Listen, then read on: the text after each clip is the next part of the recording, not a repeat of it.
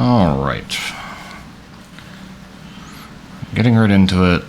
Not worrying about ads or anything else today. Because my goal today is to just kind of rant about Nightreign. I'll probably be making up a sort of bulleted list as I go. I do actually just have the game open myself silently in the background just so I can kind of look at everything I want to look at. But this video is going to be a bit of a rant about Nightreign, things I like, things I don't like, things I hope change.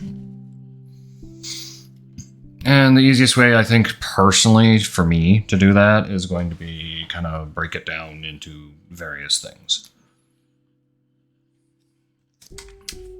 And that's why I kind of have the game open in the background. I will be trying to make a bulleted list for anybody who shows up late and wants to know what I've already talked about and what my thoughts are. So where to begin? I will also just be having an old VOD playing in the background. It's very just, you know, something to have something moving in the background.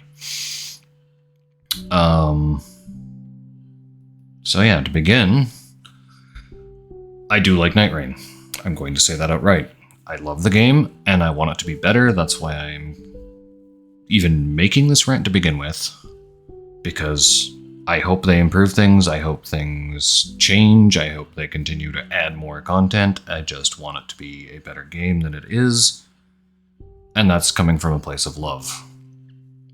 I have enjoyed this game with several friends already, and I hope to enjoy it with more in the future.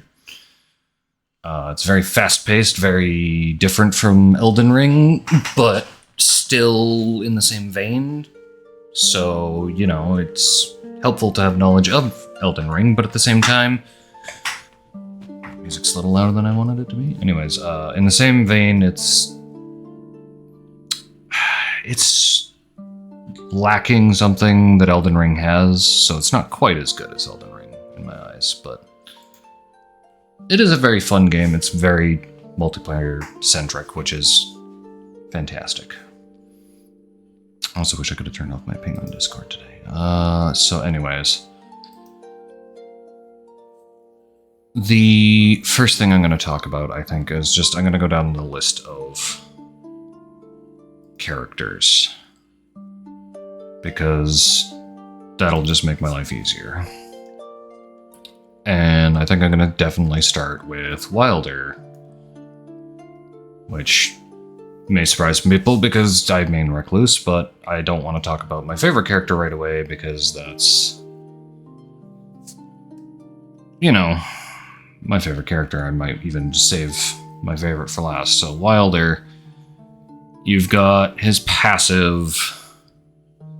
He's honestly just he's John Nightreign. John Nightreign. He's in fact John Nightreign. His passive, Sixth Sense, Cheat Death. It's okay. It's good. It's handy. You know, it saves your life one time. That's helpful. I feel like Wilder's pretty good for, like, just somebody starting out and playing the game, because he does give you a general feel of what to do. And once you actually figure out what you're doing, he's probably good to continue playing, because he does have good stats. He's just good for strength, good for dex. His passive with the relic is better, but that's a whole other thing I'll get to in a minute. I'd say his passive is good and mildly useful.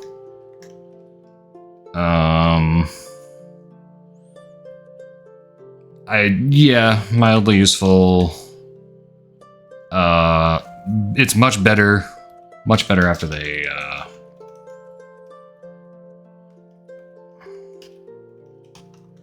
much better after it refreshed the graces. I won't deny that. Just much better now.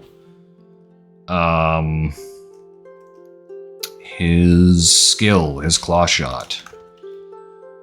is very, very good. Very good for mobility. No complaints there. Double charges makes it insane. Because you can get an ally up with just a double claw shot from a distance. You don't have to be standing on top of them and slapping them to get them up. That's very handy. Not having to stand on top of your ally when the boss is about to just smash you into the ground, because you can just grab them with the claw shot twice quick, get them up if they have one bar missing. You can use it if they're distant and you almost got them up, but then the boss, does almost hit you and you manage to dodge out of the way. You can quickly just grab on and get them up with the claw shot.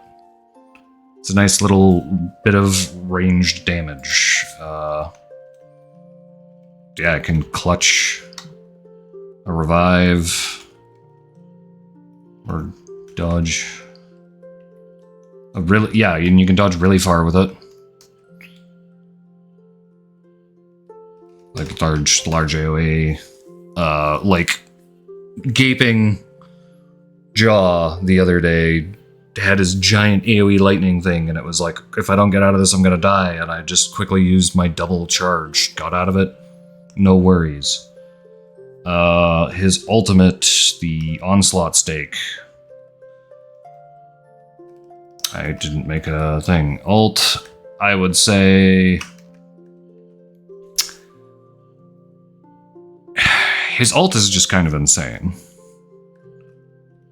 It's insanely good. Big damage, big stagger. Just no complaints there either. Overall, very good, well balanced, very good, powerful character.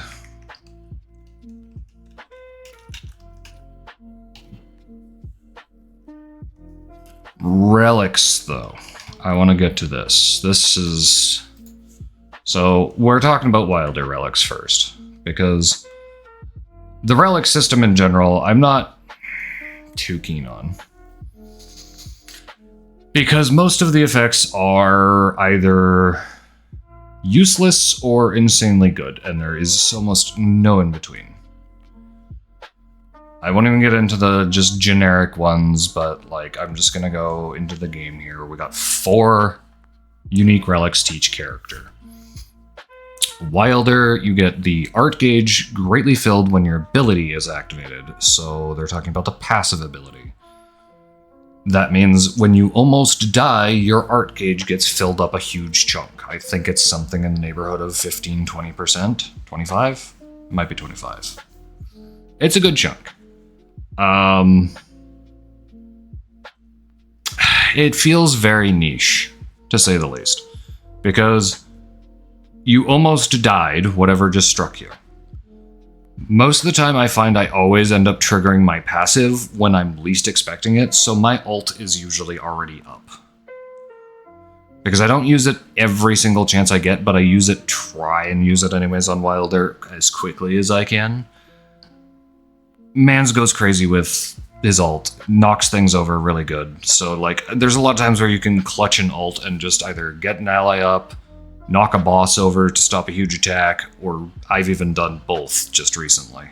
Because my ally was down, the boss was about to smash into me, and I just perfectly clutched it so that as he was about to ram his head into us, I blew him up, got my ally up, and we just knocked him over and got a crit. So it was yeah. So there's niche moments where filling up your art gauge when you almost die is really, really clutch and can save the run, but it's generally not going to be that useful unless you're farming it between graces, because it does refresh your passive every time you touch a grace. So yeah, you could farm it potentially, but you're wasting time doing that you could be getting more powerful, literally anything. More powerful skills, more powerful weapons. So let me just note this down here before I forget. Relics, passive, trigger, fills, alt gauge niche. Not very useful unless you farm it. And honestly, could clutch a run. That seems unlikely. Also, yay, spell check. Thank you so much. Anyways, could clutch a run, but it seems unlikely. Second relic is your standard attacks. Standard attacks. Sure. Enhance with fiery follow-ups when using character skill. So standard attack enhances follow-up. Oh, enhances what? They word this so weirdly now, so whatever. Okay, here, hang on. The second one is your claw follow-up attack enhances great swords only with fire. So yeah, that would be an easier way to word it anyways. Hello, Yuzu. I'm just ranting about the lovely Nightreign. And hello, Deathman. Just going on a long-ass rant. Sorry, guys. So, I might not be super responsive today. I honestly should have turned off all the Tangia stuff, but... yeah. Well, it's Twitch, so you can't blame me if people don't read the title usually. Anyways, so, like I was saying, the relic that causes the claw follow-up attack to enhance your greatsword with fire can be extremely useful, depending on what you're fighting, because some bosses resist fire, like the first boss, and some bosses are weak to fire, like the Ice Dragon, who is going to be the next Everdark. In the situation where you need fire, enhancing your sword with fire every time you use a claw attack, amazing. Great. Like, fantastic. You can break the stance of the enemy really easily when it's sovereign. And you can just start doing damage that they're weak to. Otherwise. But if they resist the damage, it's literally just like, well, why wouldn't I just take anything else? Because it might be useful on the random enemies that are throughout the entire run. But you only have a vague idea of what those are going to be. Like, yeah, right now, even in this VOD, we're fighting, God, what are they called again? I can't see the thing because I have too much stuff up. The Ancient Hero of Zamor, yeah. Those, I'm pretty sure, are weak to fire. So, yeah, if you had the Fire Greatsword enhancement, fantastic. Otherwise, it's like, oh, what if it's just something that resists fire? And that's your entire run, like, what if everything resists fire and the boss resists fire? So now you've taken this relic and it's useless. It's, again, another one where it feels niche, and it feels like there's a lot of character relics where I'm like, okay, that should be baked in. Like, for example, the last one, the passive triggers filling your ult gauge. Why is that not just a feature on Wilder? Why is it that when my passive triggers, it just only saves my life normally and doesn't just always fill the ult gauge a bit? And, like, then you don't even need that relic, and then you can use that relic spot for something else. This one, I'm like, okay, enhancing your sword with fire, that's really cool. What if they, in the future, add another relic that lets you enhance it with frost, or poison, or rot, or magic, whatever, like, any element. So, I kind of like this one, because it's like, they could add variety later. So, yeah, like, they could add variety later. Other elements, you know? Elements, statuses. And just, it's generally like, okay, it's an okay relic. And can have variety. So, definitely like that one. Oh, I didn't want to hit enter yet, sorry. Because, yeah, I'm just doing it this way. Claw follow-ups. One additional... I already talked about this one a little bit, but +1 additional character skill use. You know what? We're just going to type it out as it is. It's claw shot use. Amazing. Pretty much no notes. The skill is already really good. You get another one. Amazing. Why are any of these relics and not baked in, though? That is my biggest question for most of these things. Why are they relics? Why are they not baked in? Why do you not just get 2 claw shot uses? And that kind of goes for this next one too. The ult spreads fire in area. Again, like, it's good, but why not baked in? Why not baked into the ult? Like, why is it not just in the ult? Why is it this separate thing? I don't understand that. Like, there's so many of the character things, like, why am I having to use a slot for this? Why is it not baked into the character? Because it makes them significantly better. But it's just, like, I don't understand why you didn't just bake this into the character and then you could do other stuff with the relics that is more interesting. Like, okay, here's an example. Ult spreads fire in area. Okay, why doesn't it do that base? And then you could add relics that make it spread, like Ghost Flame or No, Ghost Flame is the cold flame. I was thinking like Ghost Flame or like the Magic Flame. Just other different fire effects, or even the sleep fire. Like, there are bosses that are vulnerable to sleep. There's a lot of bosses that are vulnerable to sleep. About half of them, actually, believe it or not. Which is kind of crazy. It's like, technically, there's, I think, 7 Night Lords, and then technically 8 when you look at the Sentient Pest, because there's 2, and they have slightly different resistance profiles, but yeah. It's a question of, like, why did they not do it a little differently? So, yeah. I think that's about all I have on Wilder. Because, like, I don't play a lot of Wilder. He is a good character. He's fun. He's mobile. He blasts things really hard with his ult. But I don't have anything, like, super extra to say about him.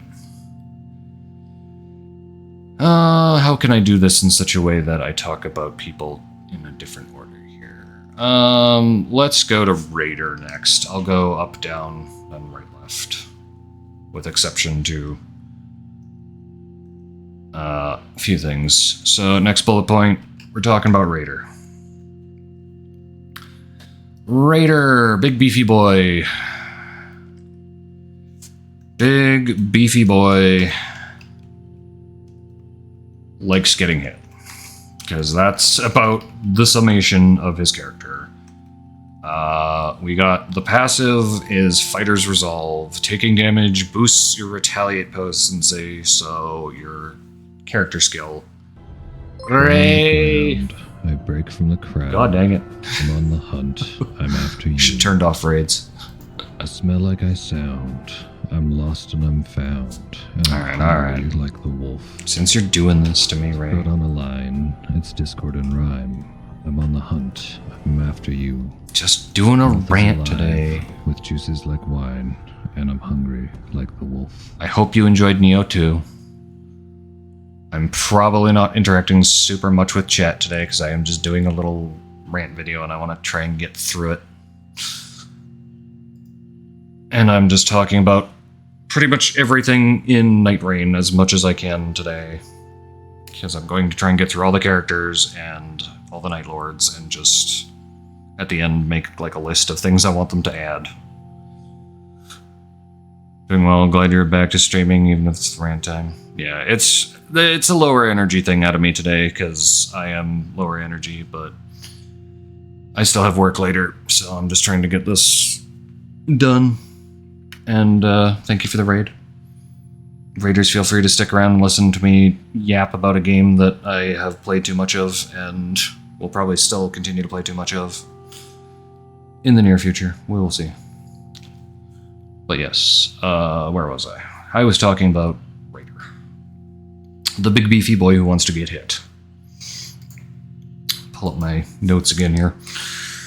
Because yeah, his passive boosts his skill. And you can't be knocked down while using it. So it's literally just get hit equals better skill. And this is strange, in my opinion, because you almost only want to get hit when using this skill. So, like,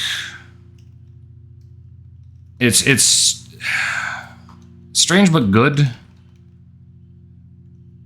It's a strange but good thought, yeah. Like, I'm trying to phrase this in my brain as I'm going.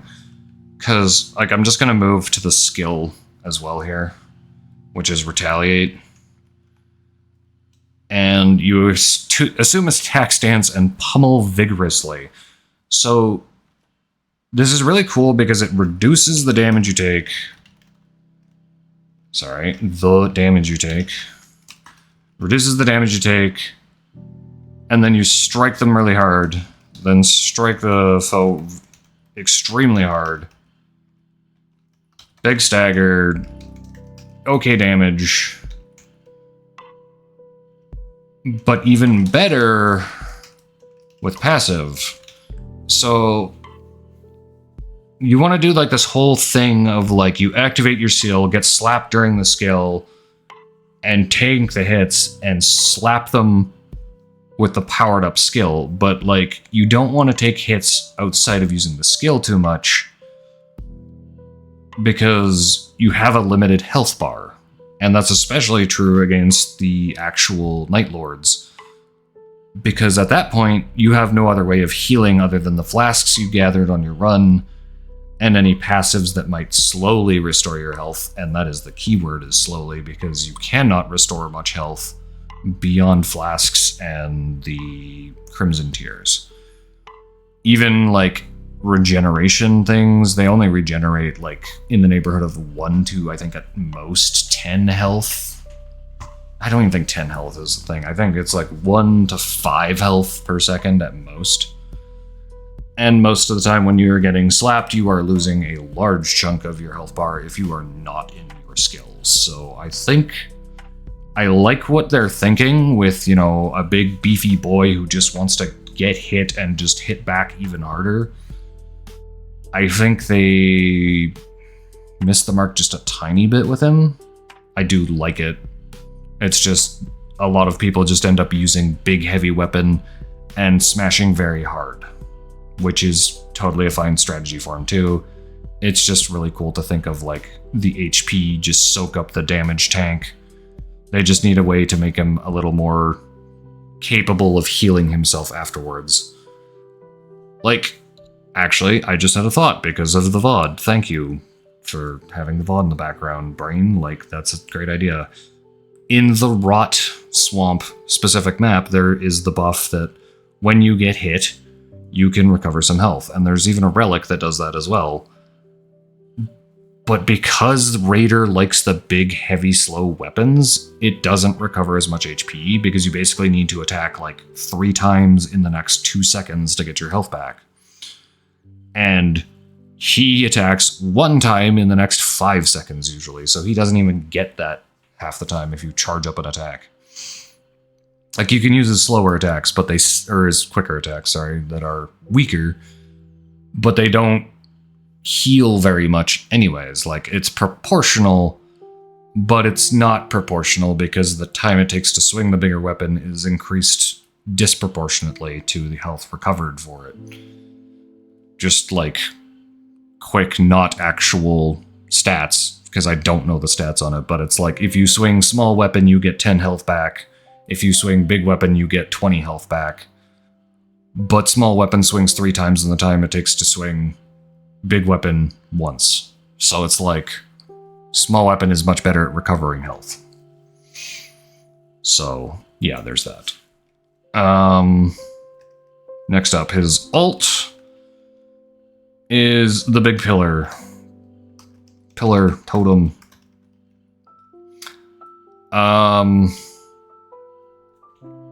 My mic is different. It might be. Thank you for pointing that out. I actually am wondering if I left it on my night mode that I use, which might be the case. Let me see. Yep, it switched to that. Thank you for pointing that out, Ray. Didn't want to blow up my mic too much. Anyways, it's fine. First 20 minutes of the video is just going to be like that. Great. Anyway, so yes, pillar ult. It does happen. Pillar ult, I will say, is fun, but kind of, what's the word I'm looking for here? It's not really niche, it's more mildly annoying at times. Mildly annoying and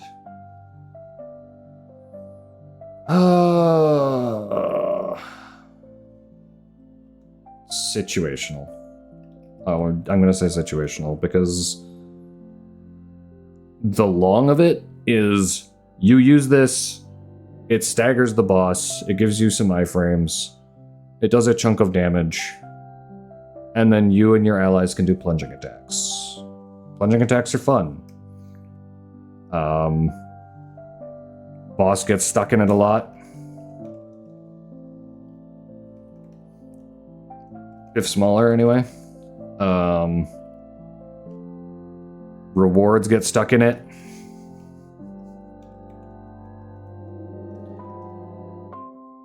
It's like, okay, if you're using it on random things out in the field, the boss is sometimes not a good thing to use it on, because when it drops that reward and it gets stuck in there, it's like, oh gosh, you're now not able to get that until the pillar disappears. And this is where things get really weird too, because I'm gonna be going into the relics now. And yeah, I'm just thinking of Raider with his relics is very, very strange. And I should have done this differently, but whatever, it's fine. I'll get it sorted. So Raider relics. What are your relics? I don't know them off the top of my head because I don't use Raider super often. He's a fun guy to play. Use big bonk hammer, smash things hard. Raider, damage taken while using character skill improves attack power and stamina. So this just improves character skill. Now, is that the passive? I'm not even sure on this one because I didn't look this up totally. But character skill, I believe, refers to the passive usually. But it might actually just be retaliate in this case.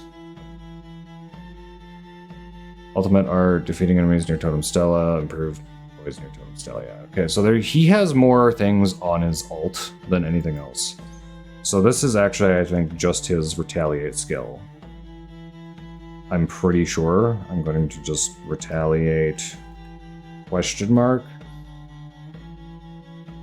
But further boosting, further boosts damage and stamina when you get hit. It just seems good, but again, seems good, but why not baked in again? I'm legitimately going to ride this frigging horse till it's dead. There's so many of these that I'm like, why is that just not baked in? Why, when I take the attacks, does it not just boost my stamina and damage? Like, why is it that it only reduces the damage I take and makes me slap hard? Like, it's just so confusing to me that they don't bake some of these in. It's like they took things out of the characters and put them onto relics. it does feel a bit like they dismantled the characters. Like, I'm just saying that it feels like they were these characters that were very, very powerful, and then they were like, okay, but we need to make them weaker. So we'll take these features off and put them on relics that they can then equip and put the feature back on. And it's just deeply, deeply confusing to me that they aren't on as a default.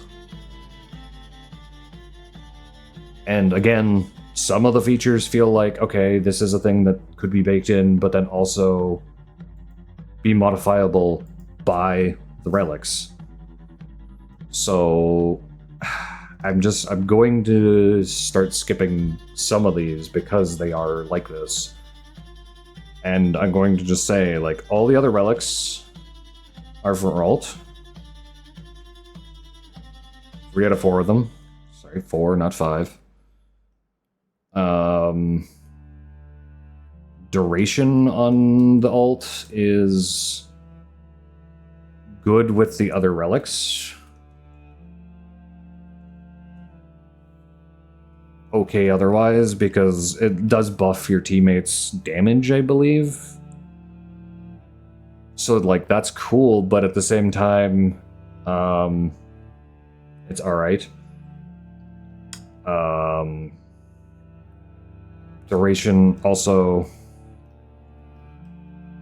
Notably, duration can mess with teammates when reward gets stuck in it. Because that's even longer you're going to have to wait before you can actually grab that reward, which is, you know, just a bad time.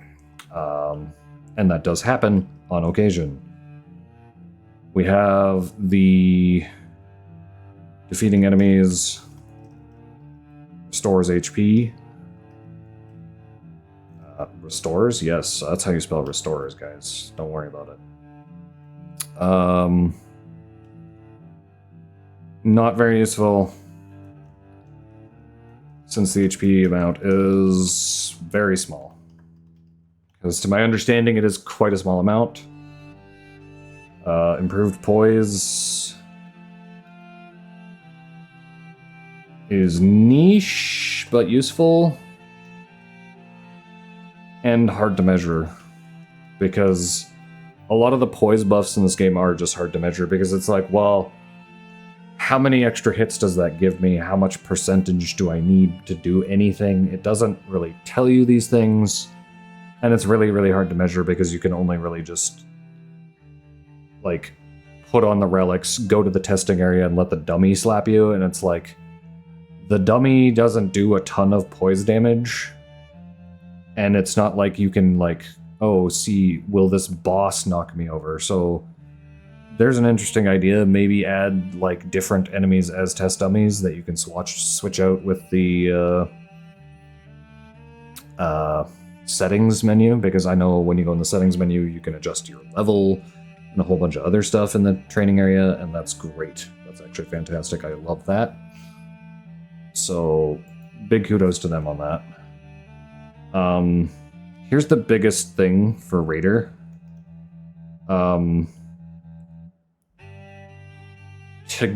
His ult, or sorry, no, I'm trying to use my brain.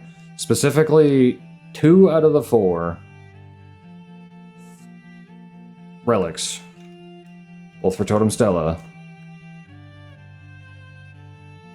It's Stella, are not character specific. Meaning that if you know you're going to have a Raider, bringing Raider, you can use these two. Because, like, that's really cool. Because if you have a predetermined group, like when me and Bando and Steve or Ray or Una or anybody are playing, if we're like, okay, I'm going to go play Raider, the other people in the team can equip the defeating enemies near Totem Stella restores HP and improves their poise if they want to.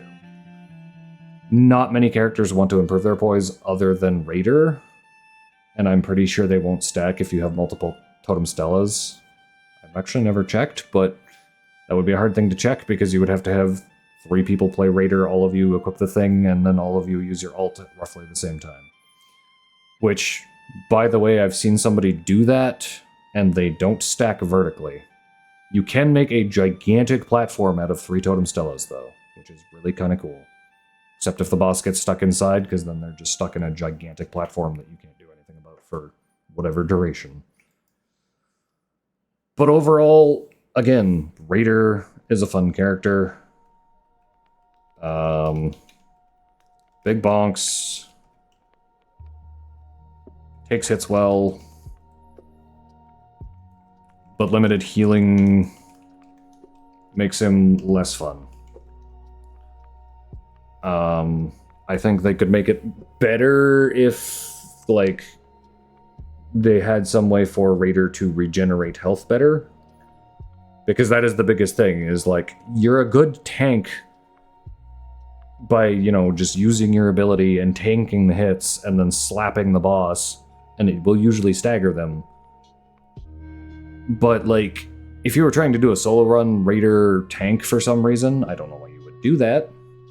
But if you're doing, like, I want to take hits and be the beefy Raider and trying to do it solo, you probably wouldn't output enough damage to not die before the boss. It's just kind of how it is, but that's my personal opinion. So it would be nice if Raider had some way to regenerate more health than defeating things near Totem Stella. Like, maybe if Totem Stella had a character-specific one for him to regenerate HP faster, or, like, buffs regenerative effects that he already has or something, that would be cool. So, yeah, I'm actually going to note that one down, because I just thought of that. Totem Stella buffs regeneration. Buffs regen for Raider only.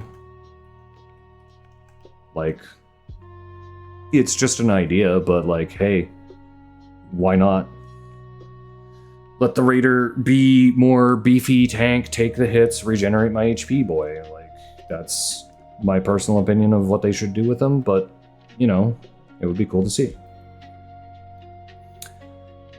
And now I'm going to move on to a slightly, possibly controversial target in Guardian. Because a lot of people are like, oh, Guardian's so weak and useless. He is not weak, but does do low damage. And is hands down the single best tank in the game. Like, there's no question he is the best tank. And I'm going to go into this pretty heavily. Steel Guard is a very good, it's very good ability, good passive, but not passive, since it is in fact active.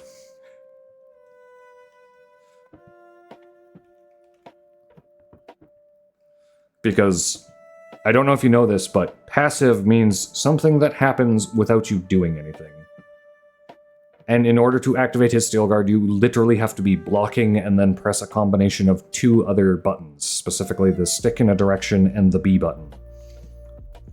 And when that happens, you activate Steel Guard, which makes you raise the shield higher, crouch behind it, move slowly, and start draining your stamina slowly. And you also can block everything for about 10 stamina. It's not a very big cost for even the strongest hits in the game. I have fought Everdark, Dark Drift Knight. His gigantic arrow that, like, one-shots most people, and probably almost one-shots Guardian even at full HP. Which, he has the highest HP stat, I'm pretty sure. Maybe Raider has more? It's pretty close between the two. They both have big HP. But, like, it'll almost one-shot them, even when he just jumps into the air and is blasting you. But yeah, if you raise Steel Guard before that, you will take maybe 10% of your health bar in excess, like, holy damage or something that went through. And then it takes a chunk of, like, 25 stamina. It's not even that much. It's not even, like, a quarter of your bar to block that. And I'm like, that's insane, because if anybody else lifted their guard, it would totally blow out your guard and maybe even kill you still. I don't know, because they changed how blowing out your guard works in this game a little bit. I know in Elden Ring, there was bosses that could literally slap you, blow out your guard, and kill you in one hit if your stamina and health weren't high enough.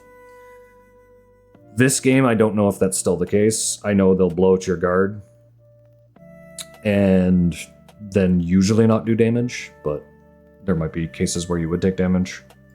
But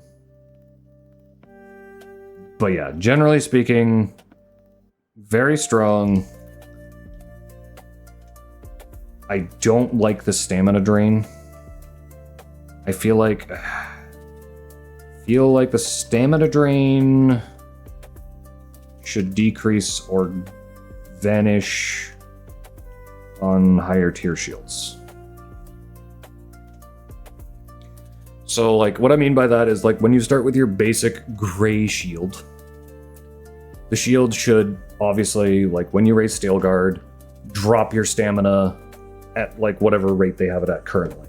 But if you upgrade yourself to a blue tier shield, it should like reduce it by like 25 to 50%, how much it drains your stamina. If you get a purple tier shield, it should like not drain stamina or drain it very slowly. And then I don't even think there are legendary shields. I think it's purple tier only.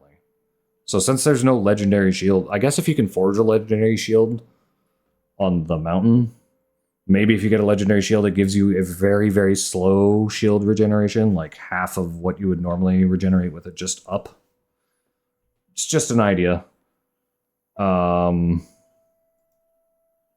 don't know. I think the way it works currently, how much it drains, it makes it hard to get anywhere on Guardian. And I know he's not exactly the most mobile character. But, which brings up another thing. This ability, 100% needs to draw more aggro. As in, the guarding increases aggro. Because to not get aggro on Guardian, it's actually kind of just insane. Like, if you don't have one of the guarding increases aggro relics, you just basically shouldn't play Guardian yet. Because until you get one of those, it's just, you're not tanking. You need to try and tank for the team to be Guardian, in my opinion.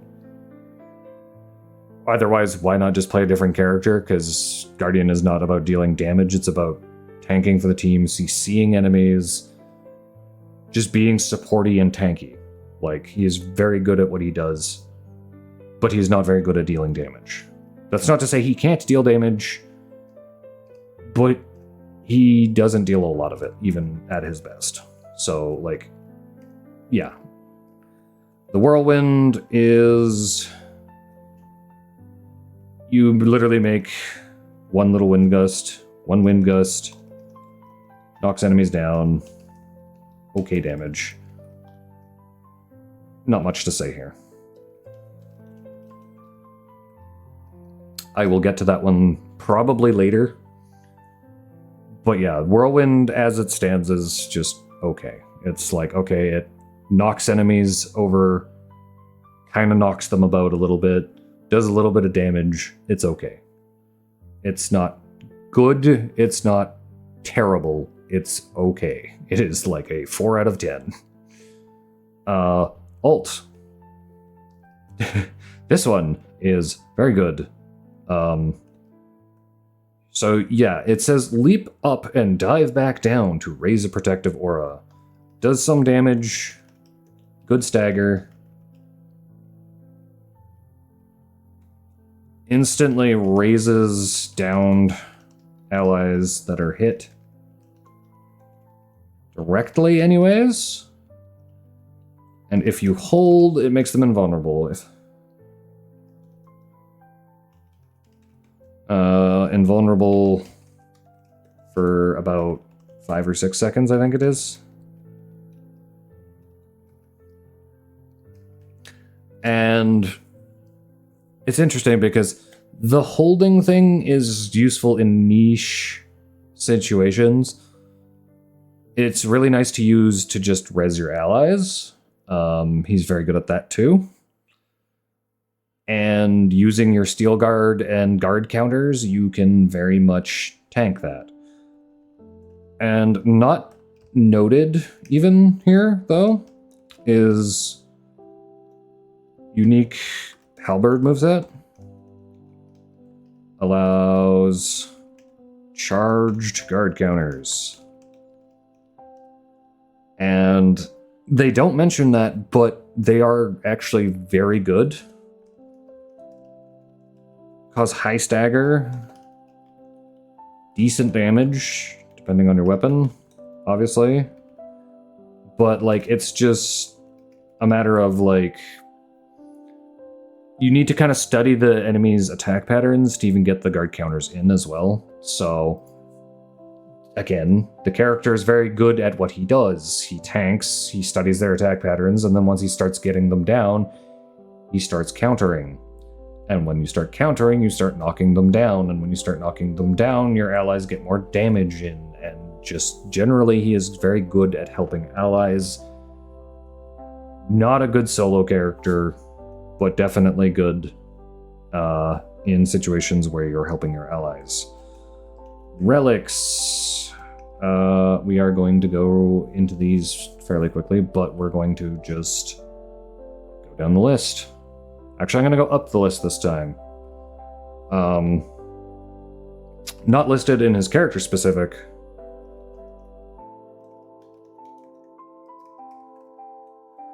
But needed. Draw aggro when guarding. I'm going to just list that first. Oh my gosh, why can't I type today? Guardian is a tank. Why does he not have this passive?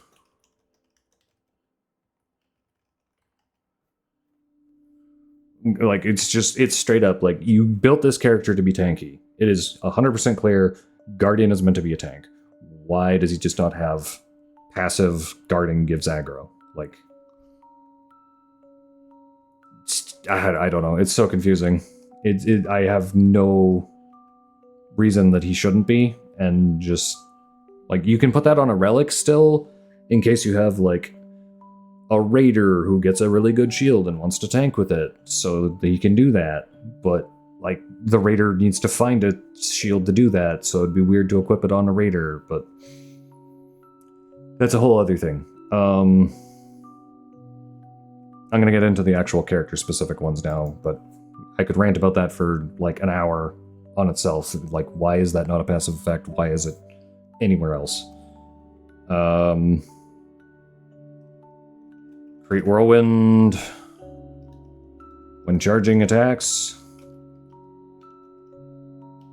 Pretty trash. I'm not even going to sugarcoat that.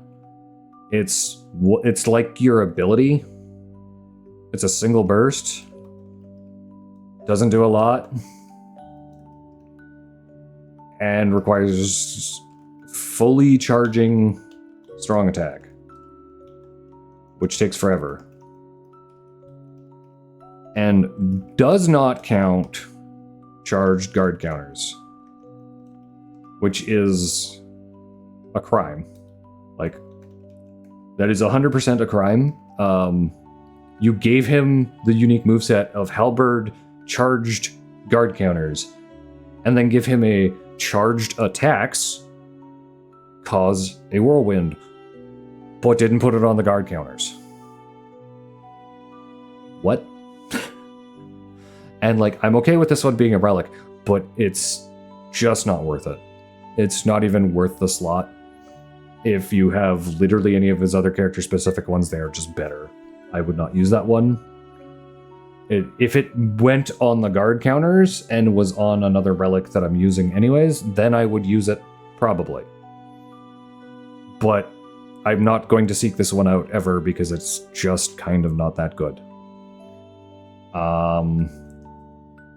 Then we have ult slowly restores. Oh, here, hang on. I need to do this. Slowly restores nearby allies' HP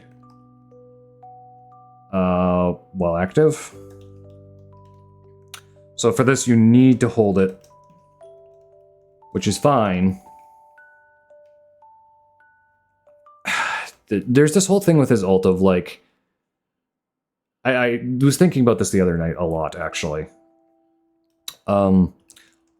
Why does Guardian ult turn the character off? So, no other character's ult does this. You have Wilder, who turns himself off for about 2 seconds, then does a big blast of damage and stagger. And then he's able to play the game again. You have Raider turns himself off for a couple seconds. Big pillar comes up, then he can do a plunging attack out of it for extra damage on top of his ult already doing damage. Then you have like everybody else, even like Revenant turns himself off for a second, but then does a big explosion of Ghost Flame if you have the relic. Recluse, you know, debuffs everybody in the area with a thing that lets everybody heal and stuff. Everybody has a thing where they turn off for like 1 or 2 seconds, and then they get a buff or do big damage to make up for it. Guardian does a chunk of damage and stagger, but then to use the second part of his ult, he needs to turn himself off for 5 to 6 more seconds where he is not dealing damage. If they wanted to do that, it should just heal by default. I'm offended that this is a relic because it should just be baked in. Like, 100% should be baked in. If Guardian can't move or act during it. Now, if they wanted to like make it so that Guardian can move slowly around during it, I think it should still probably heal passively, but like it's just like I think for what it does now without the relic, his ult shouldn't stop him from moving. With the heal, I would be more like, okay, fine. Or like an idea is maybe like he does it, he flies up, lands, and then he has an aura of invulnerability around him and can move but not attack. Because so often have I used his ult, hit the ground, turned invulnerable, the boss is slapping the crap out of me, and that's fine. But then they do some weird combo where the last hit delays just enough that I start to stand up, but I'm unable to act yet, because there's a few frames where you're standing up, you're vulnerable, but you can't move. And the boss almost always slaps me in the face during that, knocks me on my ass, and basically makes my ult useless for having healed myself. Because yeah, sometimes I will like, oh, okay, everybody's low, I'll use this ult and heal everybody. And I heal my teammates, but then I go from like, oh, I had like 20% health to max health, and then the boss slaps me and I'm immediately back at like 30% health. It's like, oh, I'm so glad I got 10% healing off that ult, that's so good. Yay. And give my allies a few seconds to fight. So like, it has its other uses, but it's just, it's so like, this should be baked in. It should just heal. Especially because of that stupid vulnerability period that I listed. I'll move on to the next one here. Increased duration for Whirlwind. Should be part of it. With this, it's a good CC. It's a great CC, actually. For groups of enemies and medium enemies, brain. Thanks. Medium enemies like Banished Knights. But yeah, like if you ever get the Banished Knight Everjail and you use this relic and you just put the Whirlwind down in the middle of the 3 Banished Knights, they just don't get to play the game for like 7 seconds, give or take. It's kind of insane. And then you just walk in, start using your charged attacks, which like, I get what they were going with the combo. The Whirlwind when Halberd attack and yeah, Halberd attacks again, I just noticed too, because like, there are other weapons that work with shield. Why is it Halberd attacks? It should be charged attacks. Yeah, Halberd attacks. That's Halberd.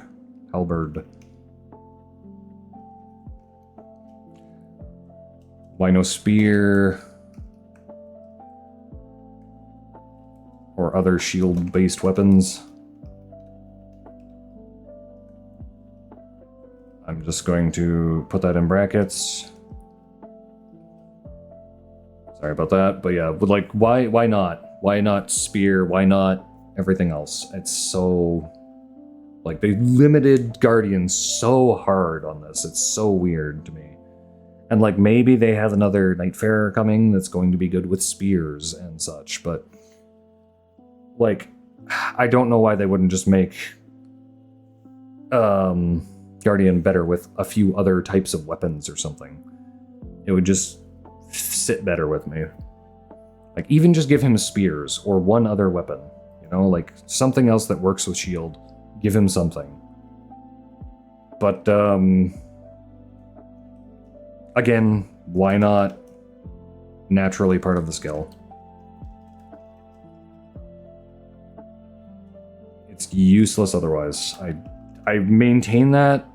It is not very good otherwise. It is just a very mediocre, like, oh, I mildly CC the enemies. But with this, it's actually just a good CC ability. And it's like, why is this not just part of the ability and then do something different for a relic? Like, alter its element or make it do elemental damage. You know, help your recluse out. And last but not least, my favorite one, and they changed the wording on this because people were like, meh, it doesn't do what it says it does, and I'm fine either way. It's successful guards send out shockwaves while ability Steel Guard. They need to put this too, but Steel Guard is active. So this is the best relic, but should be part of the skill.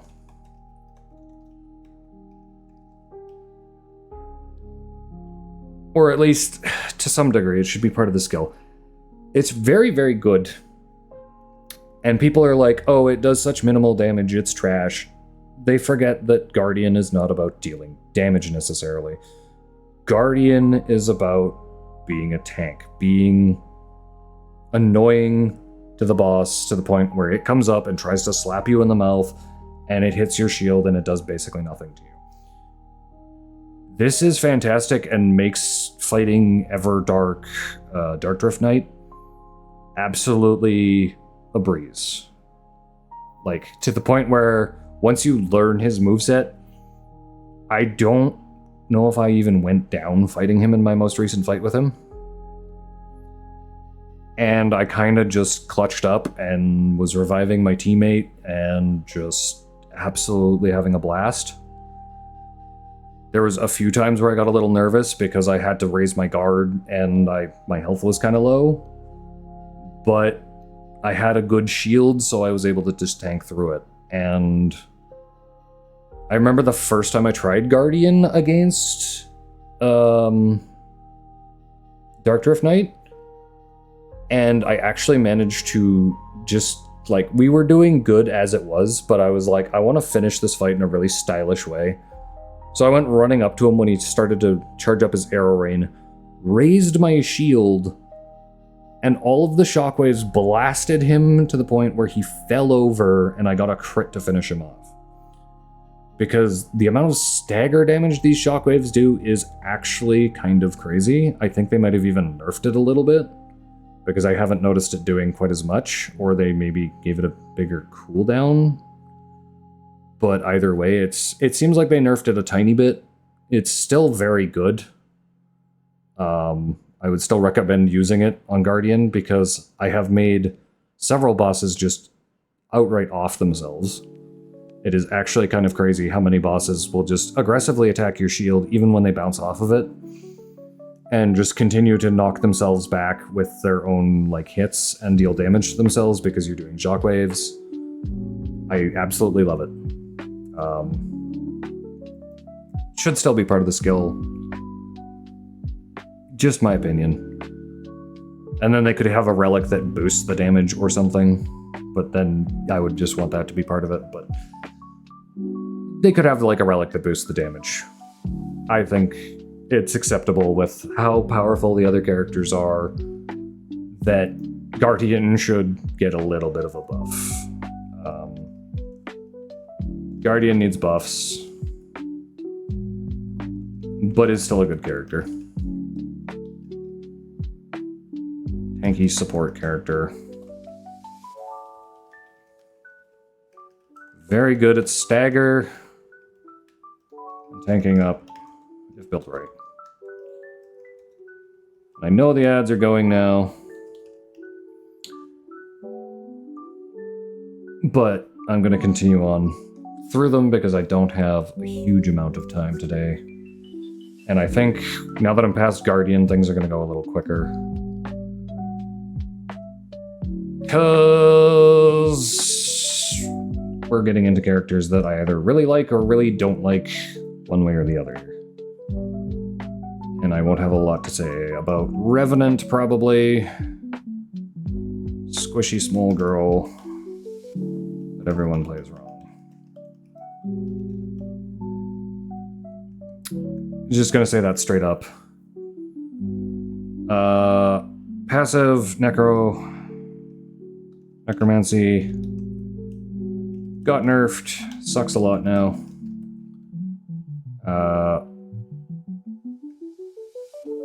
Chance to res enemies. Just chance to ghost the enemies, we'll call it.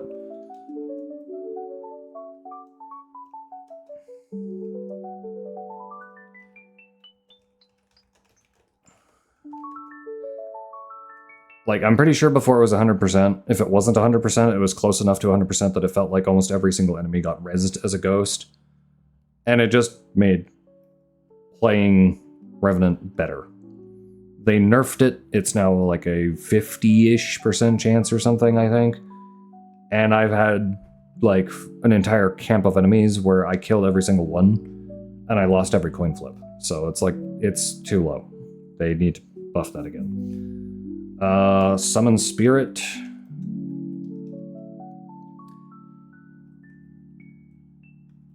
Spirits are handy in combat, but very weak late game / versus Night Lord.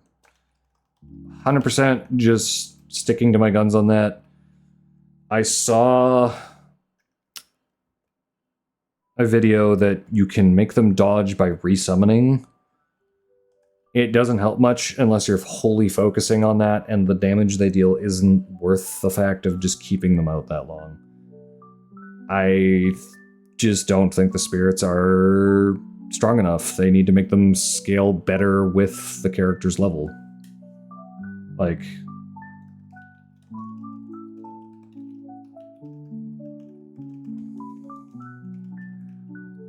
I'm sorry, but I still actually do think, just in my opinion, Revenant is the weakest of the Nightfarers so far.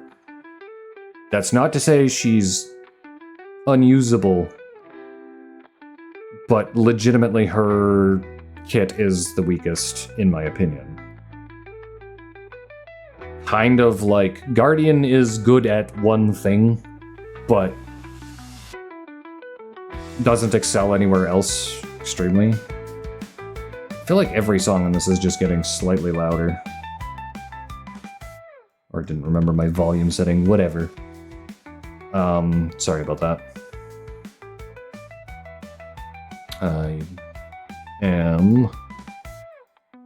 But yeah, just Revenant wants to use the faith casting stuff and then runs out of FP and doesn't have much to do except like try and use a Starlight Shard to get more FP because you don't want to be in close range too much.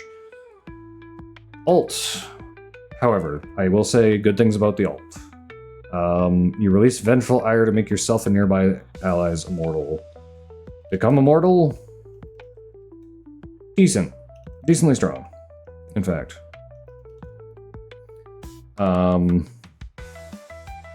Very useful with communication.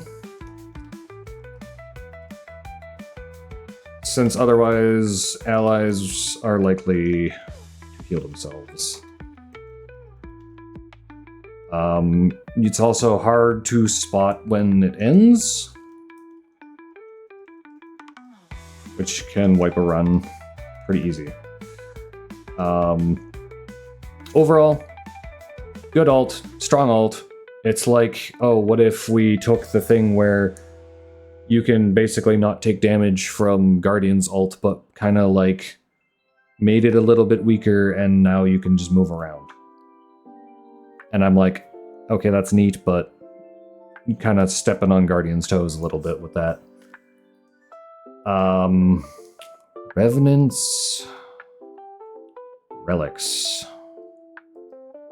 Let's go over these quick. So, relics. We have Ghost Flame, Explosion on ult. This one I'm going to just say, it's strong, very good. Should just be part of it.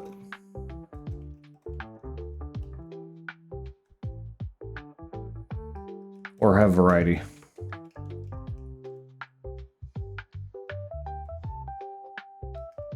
Like different elements, etc. Yeah, not much else to say on that one. It's just a good one. Kind of one where I'm like, why isn't it just part of it? This one is one where I think it definitely should be part. Not part, sorry. This one's an optional one. Expend HP to heal nearby allies on ult. Good relic.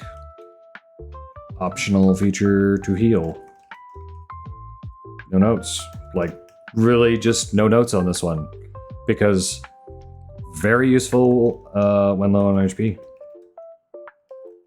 Like, this is actually, like, a perfect example of, like, you get a downside, you get an upside, and you have to measure, do I feel that this upside is worth the downside? And if you use it at low HP, it's always really good. Especially if your allies are like, oh, everybody's low HP. You all just got hit by a big thing that didn't quite kill everybody. You stand up, use your ult, heal your allies, you can't die. It's just a really good relic. Like, I actually commend that relic. It's a very good one. So this one is interesting. Strengthen family, your summons, but not Necro. When ult is activated. It's a good one, but like, it's weird. They have a lot attached to Revenant's ult, because even I look at this next one technically, and this is power up while fighting alongside family, which, why not baked in? Because none of these buffs are that strong.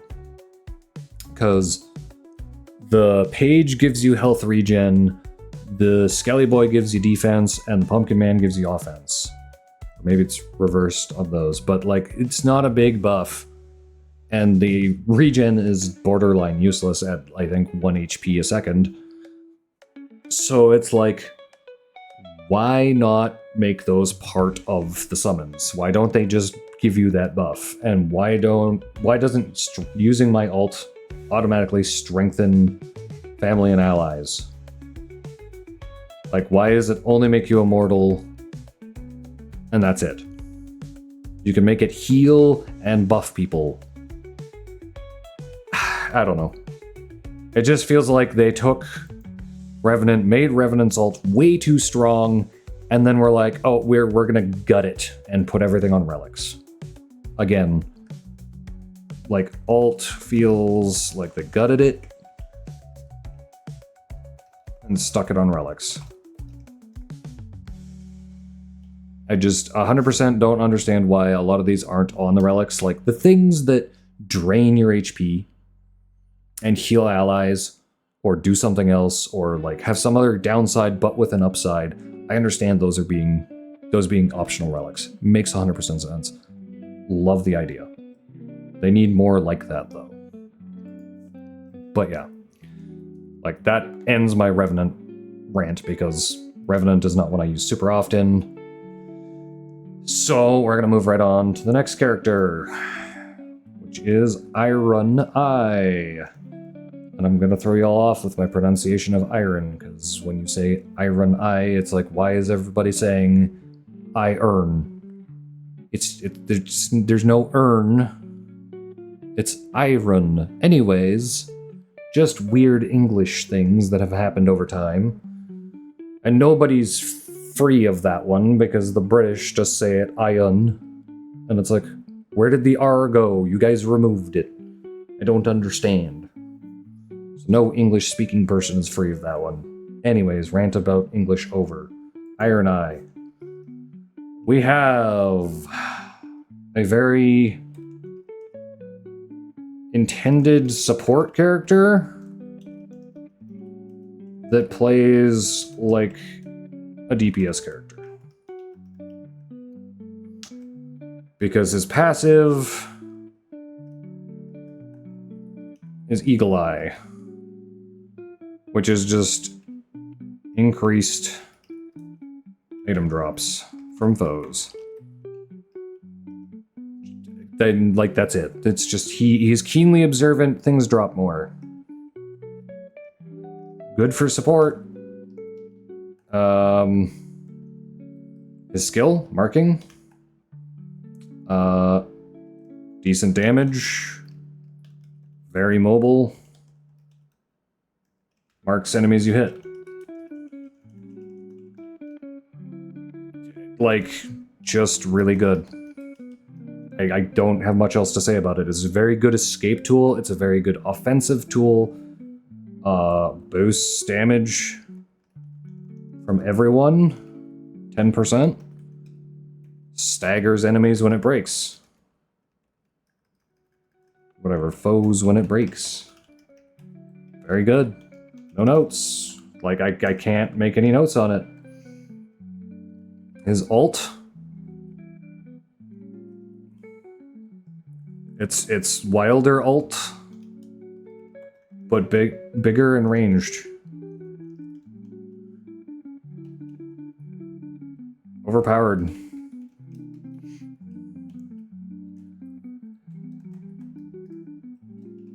Please don't nerf. It's a co-op game. Like, I just don't want them to nerf Iron Eye's ult, but it's very good. Do not nerf. Also, hello, Phlox. This actually lets me move on very quickly to the lovely relics. Because, like, that's the thing with Iron Eye. He's so powerful that I have almost no notes about this man.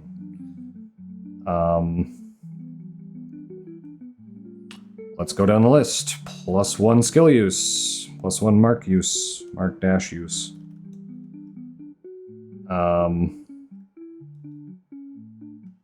Double the skill, double the good. Like, I literally can't say anything about it, but why doesn't he have 2 by default?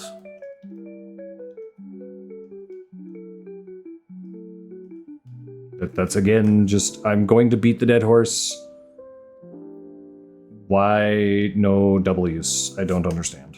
Like, some of the relics don't make sense to me to be relics. This one, next one, this one. Alt charge activation, that's very important. Adds poison effect. This is another one where I think very good relic. Leaves room for variety. They could make it adds a sleep effect, adds rod effect, adds lightning, whatever. Like, they could have it just do different elemental or status effects. It's so funny I'm talking about Iron Eye and we're doing the triple Iron Eye run. That's perfect. But yeah, like, I have no notes on this. You can add poison, you can add different effects later as separate relic effects. I hope they do. I hope they do something with more relics. Like, just having the 4 is kind of boring because it's like, it feels like there's no variety. And I hope they add some variety. I don't see how they're going to add variety to a lot of these. Maybe they'll surprise me. I hope they do. I love the variety. I hope I see more of it. That's all I can say about that one. It's just a very good one that can leave room for wiggling later. This next one.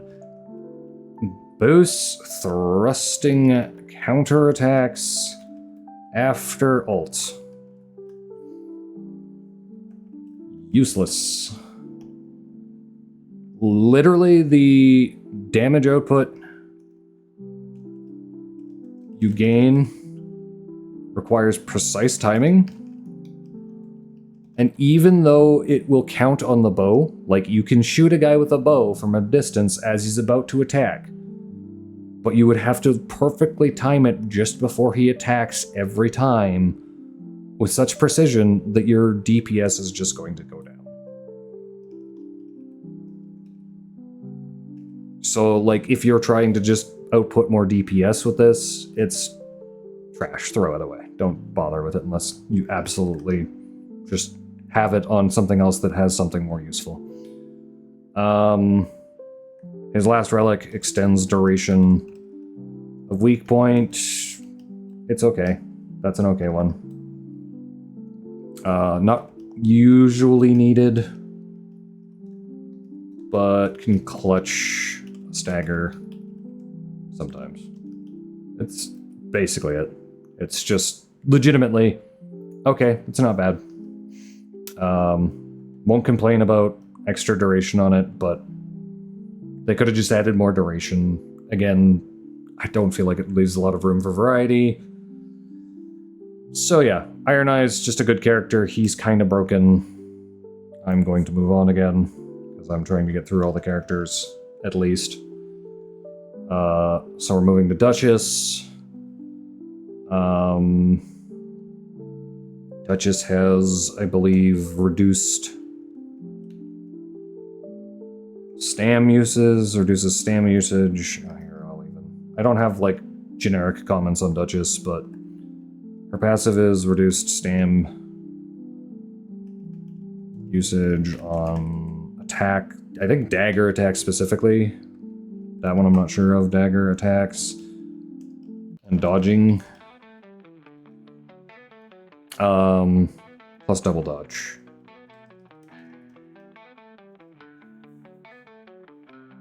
Yes, this will be going up on YouTube. I might even just upload it in the near future. We'll see. I might want to do a little bit of editing on it. But yeah, this is just kind of me ranting about stuff. You can use it for tips if you don't know this stuff. You can use it for just my opinion, because I do love this game and I want stuff to be better. So that's what's going on.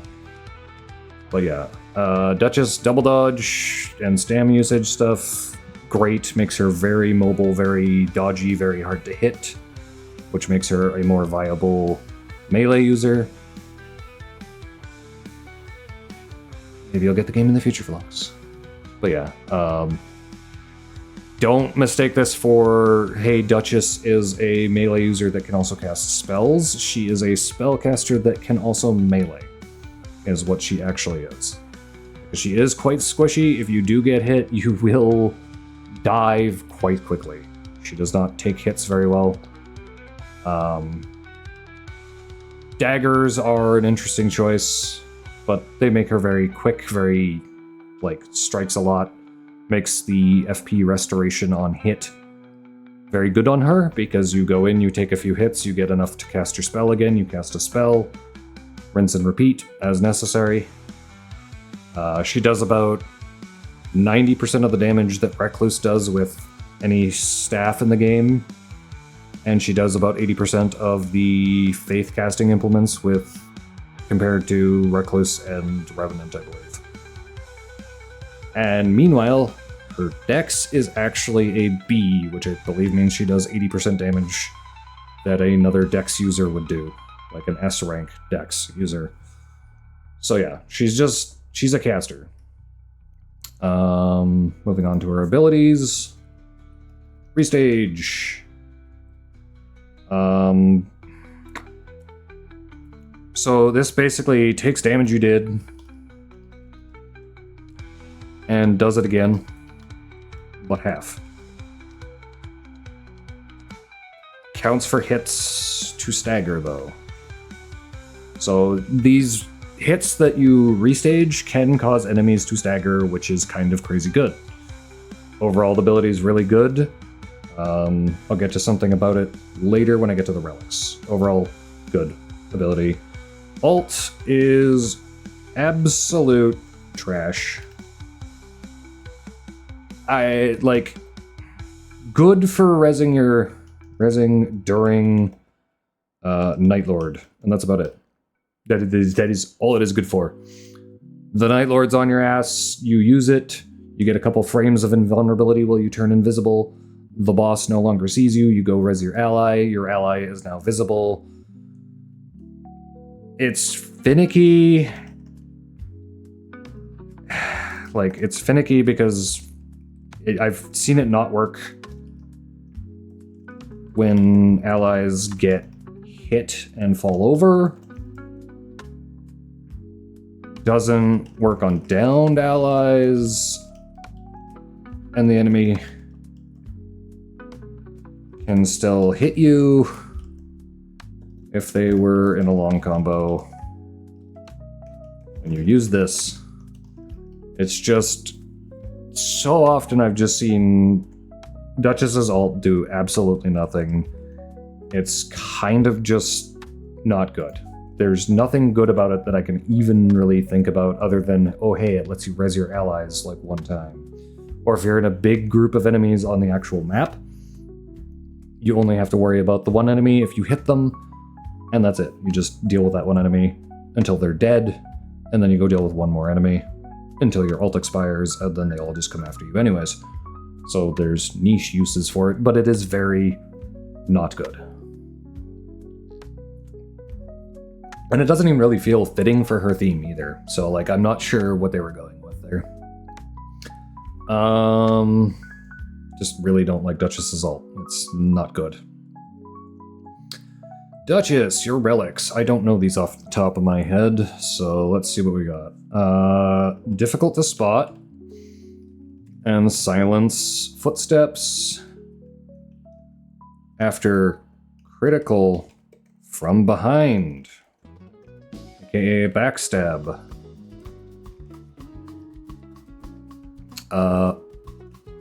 Let me just do one thing here because I forgot to. This is kind of bad. Very bad, actually. Usually can't backstab Night Lords.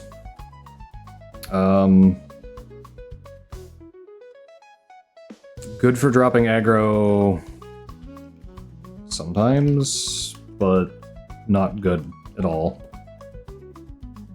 Most of the time. Because it turns you invisible when you get a backstab. And it's not even like a normal critical, too. Like, they don't include all criticals. If it was all criticals, maybe it would be useful.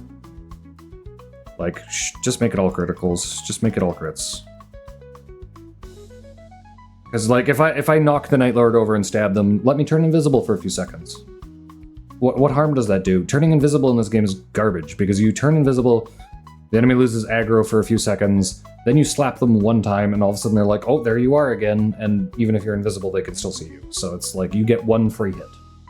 It's one free hit, that's all that is. I'm gonna go to the top of the list actually now, and work my way down to the third one. Improve character skill attack power. This is just good. Oh, I think actually this makes it 50%. And it's normally 25%. I think. But should just be part of the skill, in my opinion. The skill? Okay. Anyway, should just be part of the skill. It's alright. There are other more useful things. This is very good. Does not work on the other relic. Only the skill. Because there's another relic. We'll get to that. This next one. Oh gosh. Defeating enemies while alt is active ups attack power.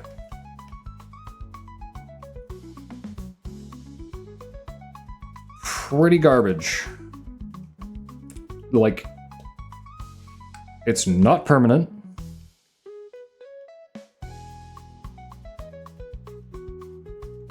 Lasts 30 seconds. And doesn't stack. So, I don't even remember the exact percentage, but it's below 30%. So it's like it's literally useless during a Night Lord fight. Other than Augur, normal Augur too. God, I gotta get through the Night Lord, so I gotta pick up the pace a little. It's fine, we'll get there. Because yeah, I work in 2 hours, so I've got maybe an hour left at most. So yeah, just that defeating enemies during that is useless during a Night Lord. I don't like it. And like, again, that could just be part of the ult. Just buff your attack when you defeat things. The ult is already weak enough that it needs all of the ult things to just be active all the time. And there's only one on the ult on this anyways, so yeah. They even just were like, I don't know how to make this ult better. Just do this. And yeah. This next one, successive dagger attack reprises event upon enemies. Lies to your face. Why can't I type 2? Also, whatever. Anyways, lies to your face. Combo finisher is the only one that does. And it's hard to get a full combo off on a Night Lord, so it's like, this is good, but very hard to use, unless they changed it to actually be successive attacks now. Because if it's successive attacks now, that is better. Because successive attacks has like an invisible timer. It's kind of like stagger, where if you don't attack for a certain amount of time, it starts to go down. But then if you hit again, it'll restart the timer from the next interval up. So like, if they change that and the wording is appropriate, that's better. But I don't know if they actually did that, because I haven't played Duchess since they changed a bunch of stuff. So, could be good, could be bad still. And that was the thing I wanted to mention about the reprise as well. When you reprise, it does not stack with itself. So like, if you use the skill and then that successive attacks procs after you use the skill, or vice versa, the second reprise will always overwrite the first and only trigger the most recent attack since your last reprise. So if you get like 3 hits, then use your reprise skill and then finish the combo with like 1 or 2 more hits, I can't remember exactly. The reprise will trigger again and remove the other reprise from continuing wherever it was in the combo, and just do the last 2 hits that you did, or 1 or 2 hits, whatever. So yeah, like, bleh. Don't like that. And you probably notice I skipped Recluse. It's because I want to do Recluse last. She is my main. And then we have Executor or Executor. Still not sure which one that is. Good solo character. Not great in teams. That is not a joke. Executor is pretty darn good when you're solo. When you're with other people, it's whatever. Tenacity, his passive. He gets a boost after recovering from status ailments. Good if you have start with seppuku. Otherwise, kind of niche.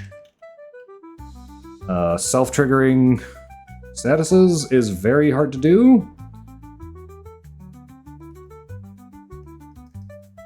Unless you specifically have seppuku. Otherwise, it's like, yeah, what are you going to do? Poison yourself? That's hard to do. What are you going to do? Rot yourself? That's hard to do. And then it's only after you recover from it that it happens. So you need to like have boluses on you all that goddamn time. That's kind of nuts. His skill, his cursed sword. Amazing for defensive play. Less so offensively. Removes ability to apply statuses on a arcane-based character. On an S scaling arcane character. But fun for challenge runs, I will say.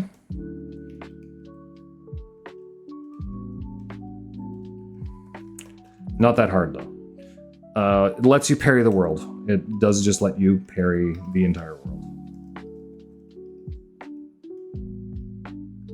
Have fun, Sekiro players. I want to get back in touch with Sirchu and just ask her, like, is Executor your main? Because she was just obsessed with Sekiro for the longest time. I do want to actually just ask her, do you play Executor? And if not, why not? His ult, Doggo. Fun to use. Easy to get staggered and take hits. Hits? No other notes. Very cool that skins alter its appearance. Wish they did more stuff like that. That's all I'll say. Lets me move on to the relics again for him. And I'm going to just run over to the relic thing because I don't know his off the top of my head either. I don't know most of them off the top of my head. Reckless, I kind of do. I won't deny that. He only has 3. Interesting. So that's a note. Less than other Nightfarers.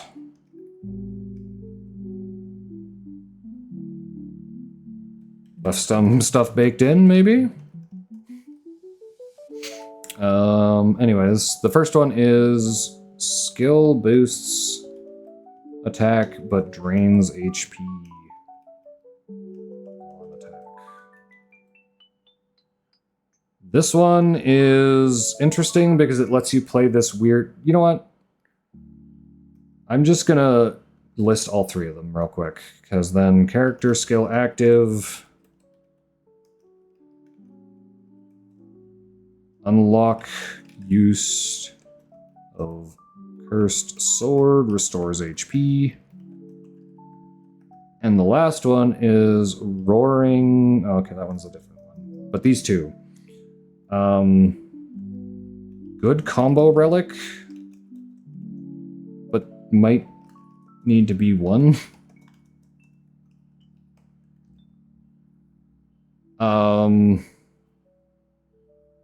I think they removed one for him. Oh, no, it's just that there is a relic. There actually is one relic. One relic exists with both. With both plus guarding restores HP. Guard relics are just amazing on him. Because they count. Because parry counts. I know I misspelled guard there, I'm just too lazy to fix it right now. I'm not going to fix every spelling error. Overall, like, I don't have any notes. Like, this lets you play the game differently. You can basically just parry until your health is full, then attack for more damage. Without it, you're just playing a more slow game, because you have less damage you're dealing. But then you also don't want to do the max HP build. It does anything, like max HP does this, because you're going to be losing HP every time you attack with it. This might turn into 2 videos, to be entirely honest. I'll do maybe the characters and then talk about the Night Lords another time. I might just go over the Night Lords super fast. We'll see. Roaring restores HP. What? Well, alt active. Good. Works on allies. Makes co-op play more viable.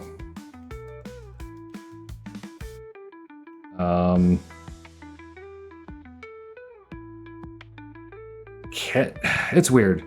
Can be tanky, but usually doesn't draw aggro while doing so. Better for solo. I really have no notes other than he's just better for solo. So we'll move on to my main, where I probably will talk too much, and we will see though. So I don't have time to rate all of the stuff for Recluse, really. But let's be honest here. I'm gonna go over to the visual codex on this one, just because there's more specifics to Recluse that I'm not seeing that I want. So specifically, Recluse passive. Affinity attacks create affinity residue. Residue appears for allies as well, which can also be collected. So what they're basically saying there is the passive is your cocktail. And the cocktails are huge variety. Love the variety. But some are bad.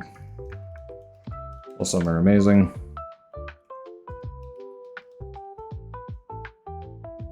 And I do love that gameplay. I do love the gameplay of just going through your head, like, okay, what is all this? But also,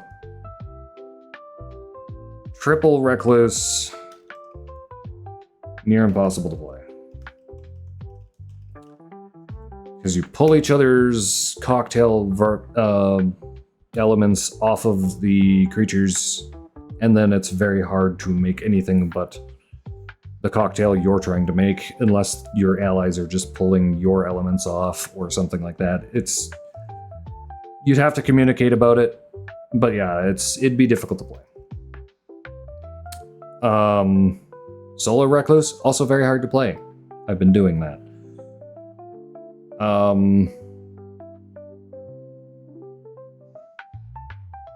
And yeah, the passive is actually just part of the magic cocktail. Passive and cocktail are one ability. Meaning Recluse really lacks a passive. Since the two are just one. And that makes me sad. And alt debuffs enemies. I think it actually specifically says short-lived blood sigils that increase damage taken and restore the HP and FP of caster. That's not entirely true. Debuffs enemies to take more damage and causes HP, FP restoration for attacker. not caster.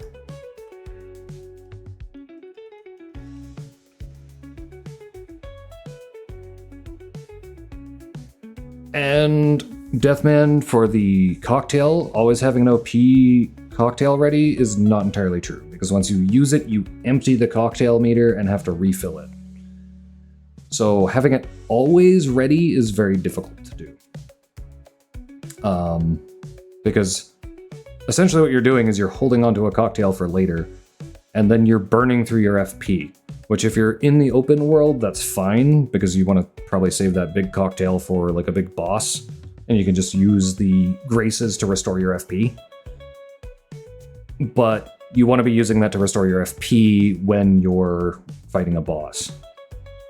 So you can just blow the cocktail on something, then yeah, if you have 2 other Recluse allies firing elements on it, you can just keep grabbing more FP to refill your FP meter.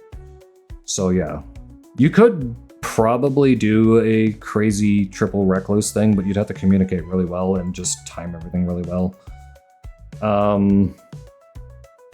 It would be interesting to try, but you have to find people that actually enjoy playing Recluse, because they are apparently a rare breed.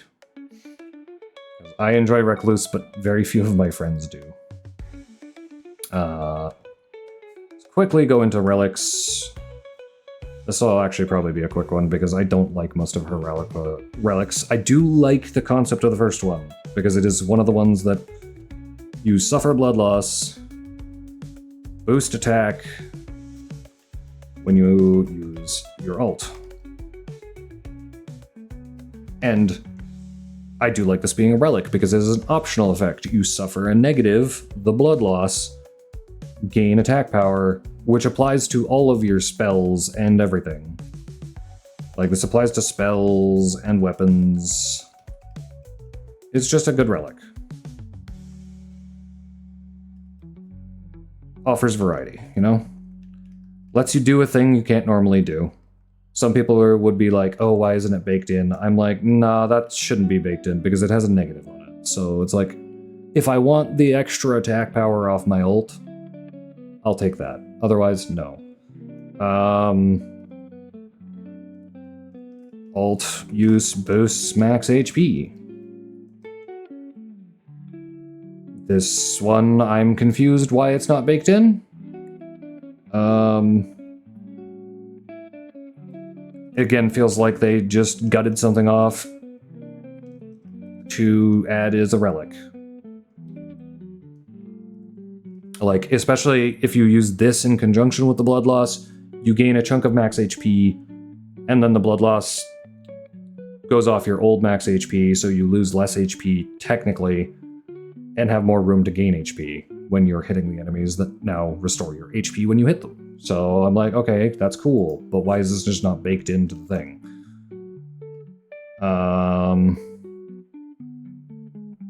Lastly, collecting... And I hate how they word this one, because if you don't pay attention to your abilities, collecting affinity residue. That's a word. Whatever. I'm not fixing spelling mistakes anymore. Activates Terra Magica. This should just be baked into the passive or whatever for Recluse. There's no question in my mind. It's dumb that it's not, because, like, you don't already have a passive. And Terra Magica isn't that strong. Terra Magica buffs only magic damage. It buffs it in a very small, unmoving area. And, again, it's only magic damage. So it's like, okay, if I grab the residue and need to immediately move, now my Terra Magica's over there, and the boss is probably standing there for the next 20 seconds and not going to let me stand over there. It, like, is a small buff overall. Like, if you can get it just right, yes, it can be a big buff, but it's hard to get it right.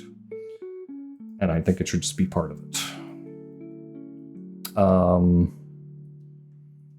So in this last moment here, I'm going to go over some stuff.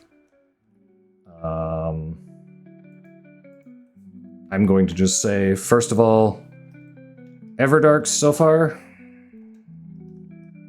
We had Jaw. I'm just gonna call him Jaw. Insane attack patterns. Difficult to see what the boss is doing. Hard for the wrong reasons.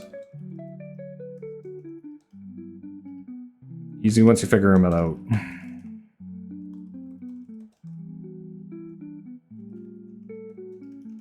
But hard to read. Didn't really like Jaw. Jaw is my least favorite of the bunch. Then you had Sentient Pest. Neat concept. A little tedious. But visual spectacle kept me interested. Overall, good fight. Enjoyed it. Was roughly the appropriate difficulty. Dark Drift Knight. 100% my favorite so far. Fave so far. Difficult, but not easy to learn, but once you learn his patterns, it feels very satisfying. That's what it is. That's why I like Dark Drift, because once you actually learn how to fight him, it just feels more satisfying, because everything is just, oh, I recognize that move, I gotta dodge now, or I'm gonna die. Like, it's not all gonna be one-shots, but it's like, you're gonna lose a lot of health, and he will usually follow up things with something relatively quickly, so you will be in a high-pressure situation almost all of the time. It's a very fast-paced fight for a fast-paced game. So yeah. Like, I give that Dark Drift Knight 8 or a 9 out of 10. Just solidly sits very good as a good fight. Yes, you learn, you get rewarded. Yeah, no, not like Jaw, where it's like, what the hell is he doing? What's going on? Why is he going insane? What's going on now? I don't understand what's going on half the time in Jaw fight. Like, I know people that mastered the Jaw fight, and they're very good at it, because they know what's going on all the time. I kinda know what's going on. I'm okay at it. I would rather not fight him again. I'm forgetting somebody, aren't I? There have been 4, not 5. 4, not 5, so yeah. Augur. Augur, Dark, Everdark. Hate it. Gimmick fight. Too much visual spectacle, and not enough reliance on your run.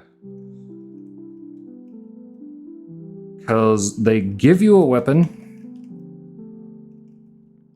Only weapon to use.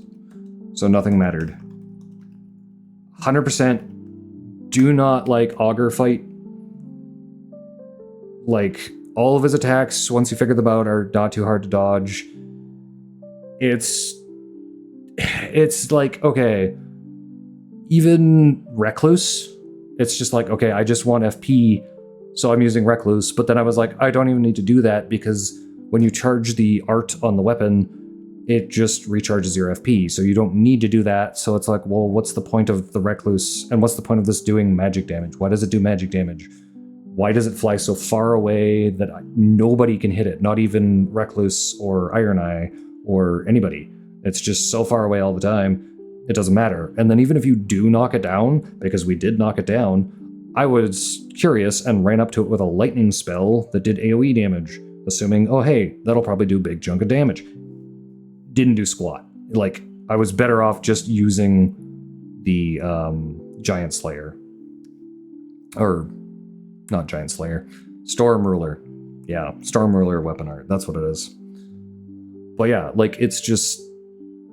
It's dumb. It's a bad fight. It's poorly designed, in my opinion. Like, I like the concept, but not that it's just a super gimmicky fight. It's just like, no. Don't put a gimmick fight in Nightreign. It doesn't belong here. So, yeah. 0 out of 10 on Augur. Please no. I think I will be wrapping it up here with things I hope to see. And firstly, thank you so much for the new sorting options.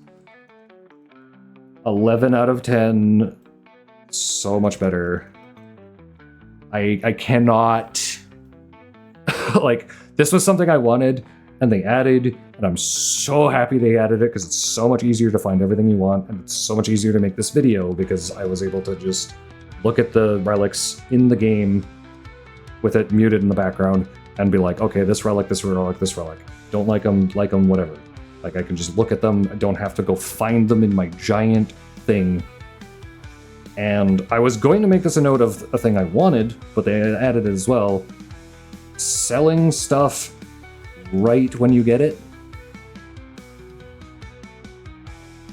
Thank you again.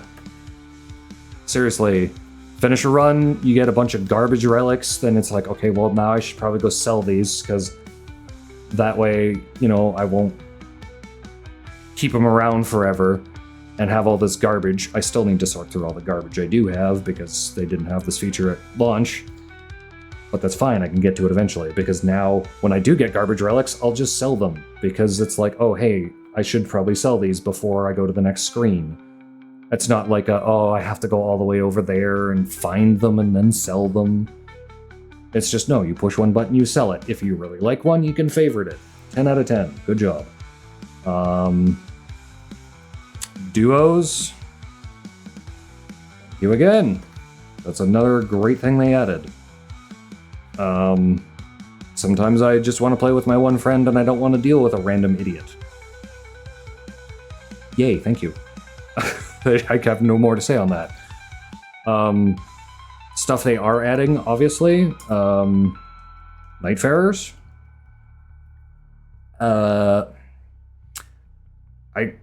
I'll be honest. Nightfarers, I just want to see what they're gonna do, but I really want to see a great bow user. I would love to see it.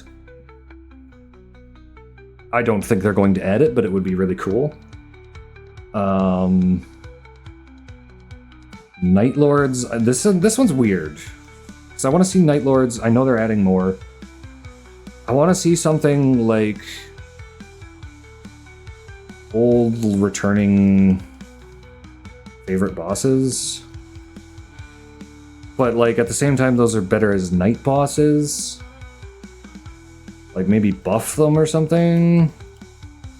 Artorias in his prime. Like that is the biggest one that I would love to see, is just Artorias in his prime as a Night Lord somehow. I know that might not make any lore sense, but a lot of this stuff doesn't make any lore sense because it's a spin-off game. So just, I would love to see Artorias in his prime as a Night Lord. I'm just going to say that. I think it would be really cool. I think they should add it.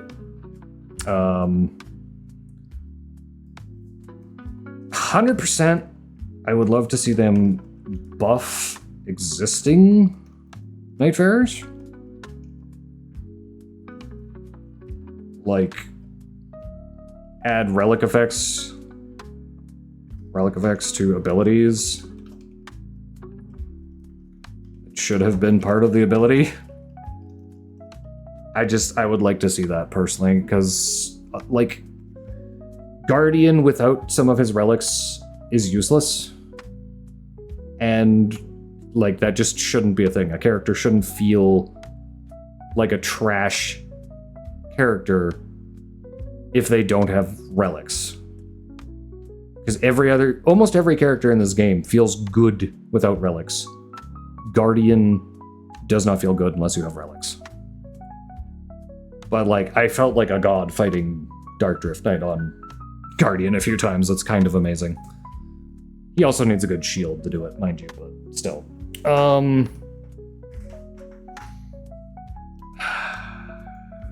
I guess the last thing I can really say right now that I want to see...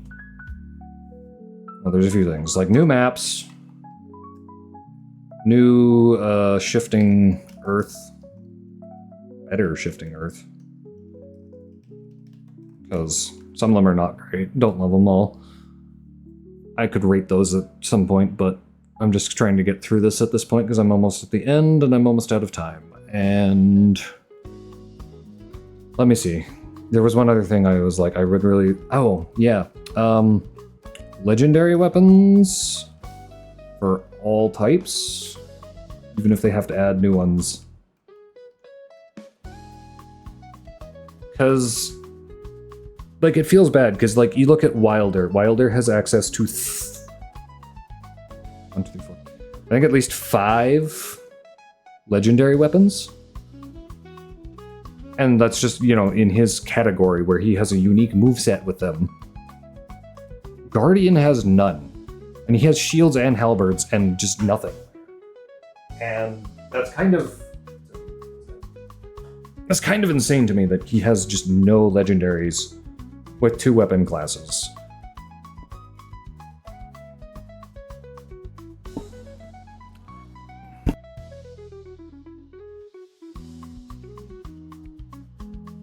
Okay, anyways, sorry about that, got interrupted. Just need to get my thoughts out here. But yeah, would love to see them add new weapons. I know that's probably difficult, because they're just pulling from the Souls/Elden Ring Knight database. But it would be really cool. And I'm surprised that they didn't, like, up the rarity of some of the things, too, to just make them legendaries. Like, the fingerprint shield should just be a legendary shield. They could buff it a little bit. Like, they can change the stat numbers, clearly, because they have done that with some weapons. Because the Darkmoon Greatsword definitely is not as int-scaling heavy as it used to be. Don't get me wrong, it's still good on Recluse. If you ever find Darkmoon Greatsword on Recluse, please use it. It's great. But if you have a Raider or a Wilder, probably give it to them because it'll do more damage on them. Especially Wilder. Good God.